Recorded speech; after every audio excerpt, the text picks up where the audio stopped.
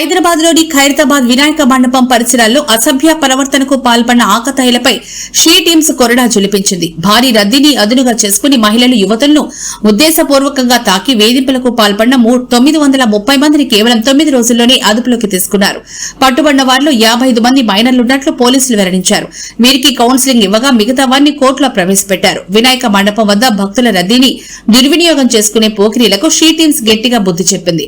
పండుగ వేడుకను అసభ్య కాండలకు వేదికగా మార్చే వారిపై చర్యలు కొనసాగుతాయని హెచ్చరించింది.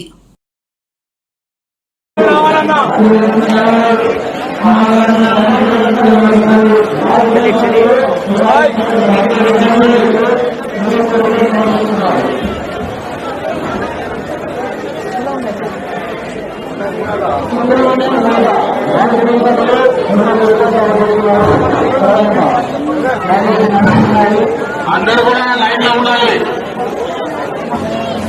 అక్కడ కూడా సపరేట్ అయిపోతున్నారు. సో లైన్ ఎవరి లైన్ లో వాళ్ళు ఉండాలి. ఆ మీద పడతా ఉన్నారు చూడండి, మీద పడదు.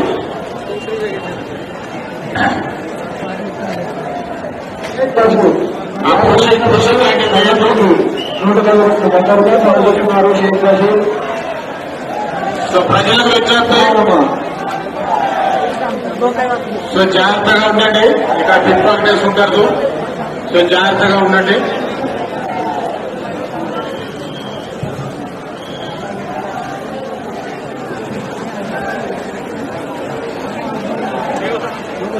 ఉదయరాం వారి కుటుంబ సభ్యులు భగవంతునికి 100 రూపాయలు సమర్పిస్తున్నారు. ఉదయరాం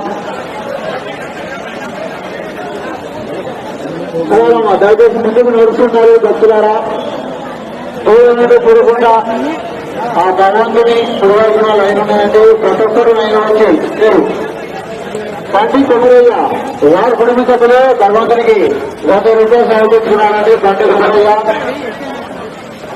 మురళీకృష్ణ వారి కుటుంబీకులు ఖైరతాబాద్ కైలాసానికి వచ్చి వారి కుటుంబ సభ్యులందరూ కూడా 50 రూపాయలు విరాళాలు సమర్పిస్తున్నారు.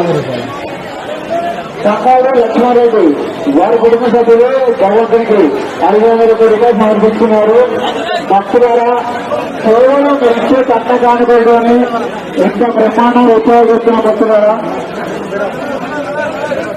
300 వెంకట చెన్నారా వారి కుటుంబ సభ్యులు 500 రూపాయలు సమర్పిస్తున్నారు. లటన ఎక్కడ రావాలి ప్రతాప్ వారికి సమర్పిస్తున్నారు. భక్తురాలు 50 రూపాయలు సమర్పిస్తున్నారు.